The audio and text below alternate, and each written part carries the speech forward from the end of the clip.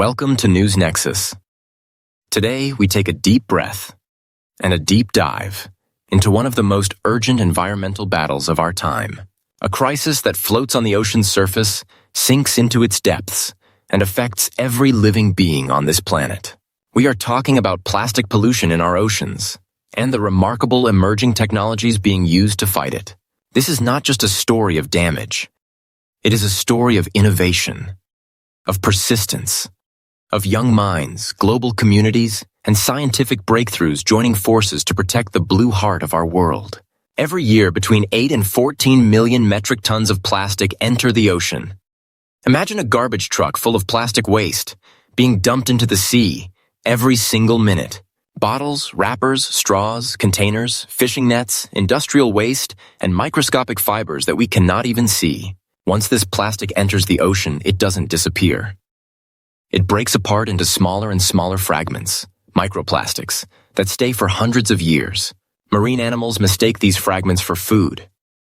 Turtles eat plastic bags thinking they are jellyfish. Fish absorb microscopic particles into their organs. Seabirds feed plastic to their young. And some of this plastic eventually enters the human food chain. One of the most visible outcomes of this crisis is the Great Pacific Garbage Patch, a floating mass of plastic waste drifting between Hawaii and California. It is now estimated to be more than twice the size of Texas, and it continues to grow. The question we must ask is simple. Can we fix this? And the answer is yes, but we must act now, and we must combine cleanup technology with prevention and global responsibility. One of the most groundbreaking ocean cleanup systems was developed by a young Dutch inventor named Boyan Slat. At only 18 years old, he asked a powerful question. Why don't we let the ocean clean itself? From this idea, the Ocean Cleanup Project was born. Instead of sending boats to chase plastic, they designed floating barriers. Long, curved systems that drift with ocean currents and naturally collect plastic into a centralized area. This allows large amounts of plastic to be gathered and removed efficiently. Newer versions, known as System 002 and System 003, can gather thousands of kilograms of plastic in a single mission. The waste is then taken to shore, sorted, and recycled into new products, turning pollution into possibility. The long-term mission is bold, to reduce floating ocean plastic by 90% by the year 2040. But cleanup is only one side of the solution. Most plastic reaches the ocean through rivers. So, the Ocean Cleanup developed another system called the Interceptor, a solar-powered machine that sits at river mouths and catches plastic before it enters the sea. It uses conveyor belts to lift waste into containers, operating day and night without human supervision. Interceptors are now active in Indonesia, Malaysia, Vietnam, Jamaica, and other regions, preventing thousands of tons of plastic from reaching the ocean. Imagine if every major river had one. Meanwhile, along coastlines and marinas, a simpler solution is making a huge difference.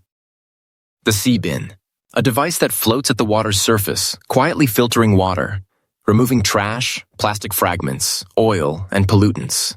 It works like a gentle, continuous ocean vacuum, 24 hours a day. But the future of ocean cleanup goes beyond simple machinery. The next wave is intelligent automation.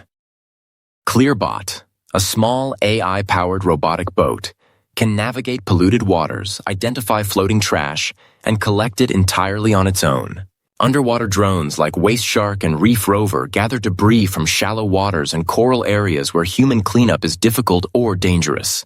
These robotic systems work tirelessly, safely, and with remarkable precision, ushering in an era where oceans may one day have fleets of autonomous guardians. Yet cleaning the existing pollution is not enough. The true long-term solution lies in reducing plastic use itself.